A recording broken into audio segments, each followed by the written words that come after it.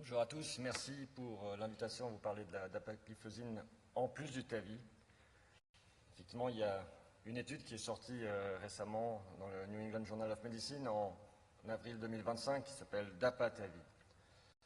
Donc, les inhibiteurs du cotransport sodium-glucose de type 2, le SGLT2, augmentent la natriurése, la glycosurie et diminuent la glycémie avec finalement comme effet hémodynamique une diminution de la pré- et de la post-charge.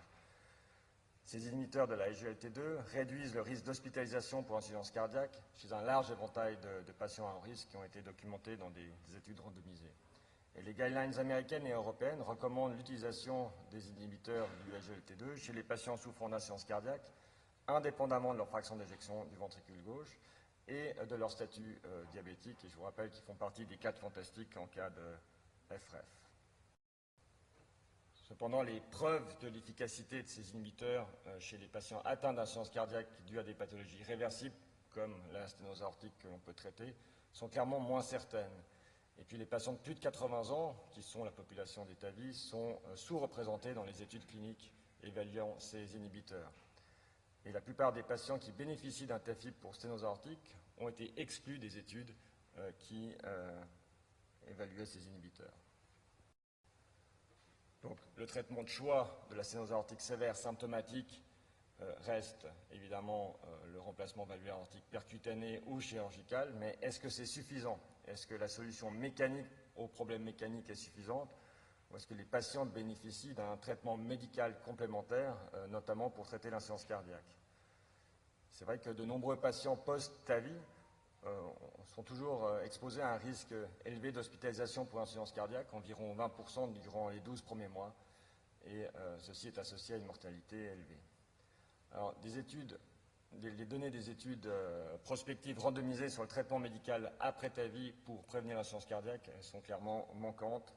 Avant cette étude DAPA-TAVI, faite en Espagne dans 39 centres en janvier 2021 et décembre 2023, c'était un design prospectif, randomisé, ouvert, donc les patients et les médecins savaient ce qui était donné, et par contre les endpoints étaient évalués de manière aveugle. Donc les critères d'inclusion étaient des patients souffrant d'une sténose aortique qui ont bénéficié d'un TAVI et qui avaient eu un épisode d'insuffisance cardiaque lié à la sténose aortique auparavant, et avec encore un des 3 critères suivants, soit une insuffisance rénale avec une GFR entre 25 et 75, un diabète ou une FRF, c'est-à-dire une fraction d'éjection à moins de 40%. Et là, on les randomisait entre traitement standard et traitement standard versus traitement standard plus dapagliflozin, 10 mg, qui était débuté à la sortie du TAVI et qui devait commencer dans les 14 jours post-retour à domicile. En moyenne, c'était à J2. Les critères d'exclusion étaient une contre-indication à la dapagliflozin qui est le Forxiga, un traitement actuel par une sulfonyluréa ou un inhibiteur de la SGLT2, une tension artérielle systolique de moins de 100 mm de mercure, une pression diastolique de moins de 50, une clearance sévèrement diminuée à moins de 25, et puis des cystites chroniques ou une infection urinaire récurrente plus de 2 fois au cours de l'année écoulée, et puis évidemment une espérance de vie de moins de 1 an. Le critère d'évaluation principal était un critère composite comprenant les décès de toute cause ou l'aggravation de l'insuffisance cardiaque à 12 mois qui était définie comme des hospitalisations pour insuffisance cardiaque ou des consultations urgentes pour insuffisance cardiaque avec administration de diurétiques intraveineux. Donc, il y a 1257 patients qui ont été randomisés, mais au final, il y en a 1222 qui vont être inclus dans l'analyse en intention de traiter, 605 dans le groupe avec la DAPA et 617 dans le groupe standard. Ce qu'on voit, c'est qu'il y a 49% de femmes, et c'est l'étude randomisée avec la DAPA qui a le plus de femmes. La moyenne d'âge est de 82 ans. 72% avaient plus de 80 ans, 7% plus de 90 ans. Et dans les études randomisées qui avaient évalué les bénéfices cardiovasculaires des inhibiteurs de la SGLT2, moins de 10% des patients jusqu'à maintenant avaient plus de 75 ans. L'âge moyen dans DAPA-HF, c'était 66 ans, dans Deliver, 72 ans, et dans Declar-TIMI 58, c'était 64 ans. Donc ici, un intérêt pour la patientèle plus âgée. Si on regarde les caractéristiques de base, elles étaient assez similaires, avec 43% de diabétiques, une fraction d'éjection à 54,9%, 87% avaient une GFR entre 25 et 75, et puis 62% étaient sous IEC ou ARA, et 73% sous diurétique. Les deux seuls points qui n'étaient pas tout à fait équivalents, c'était la maladie coronarienne plus présente, 39% versus 31% dans le groupe d'APA, et le NT pour BNP, qui était quand même élevé avant la procédure de TAVI, 6300 dans le groupe d'APA versus 5300 dans le groupe standard. Donc c'est vraiment des patients quand même avec un BNP bien élevé. Si on regarde en termes de résultats, le endpoint composite, qui était donc la mortalité de toute cause et la péjoration de l'insuffisance cardiaque, on voit qu'il y a une séparation rapide des courbes. On a 15% versus 20%, avec une diminution du risque relatif de 28%. Et donc ceci est significatif. Si on regarde les décès de toute cause, on voit qu'on a 7,8% dans le groupe d'APA et 8,9% dans le groupe standard, donc très faible différence. Et ça, c'était une analyse de sous-groupe. Et puis la péjoration de l'insuffisance cardiaque, 9,4 versus 14,4%, donc en risque absolu c'est 5%, mais en risque relatif c'est 35%, ce qui est plus que ce qu'on avait dans DAPA-HF qui était 30%, avec des fractions d'éjection à moins de 40%, ou 21% dans Deliver avec des fractions d'éjection de plus de 40%. Et puis c'était 27% dans Declare TIMI 58, pour la réduction du risque d'hospitalisation pour insuffisance cardiaque chez ces patients diabétiques. Alors, les infections génitales et l'hypotension ont été les effets indésirables les plus fréquemment associés avec la dapagliflozine. On a 1,8% d'infection génitale versus 0,5 et c'est significatif, et l'hypotension 6,6 versus 3,6. Si on regarde les analyses de sous-groupes, elles révèlent des résultats qui sont intéressants du point de vue physiologique et qui sont finalement attendus. C'est-à-dire que les patients en FA, qui sont souvent symptomatiques lorsqu'ils ont une sténose aortique et un ventricule rigide, ont un meilleur bénéfice ici d'avoir la dapagliflozine. Et les patients plus âgés, qui sont aussi plus sujets à insuffisance cardiaque, ont un bénéfice ici plus important du traitement de DAPA.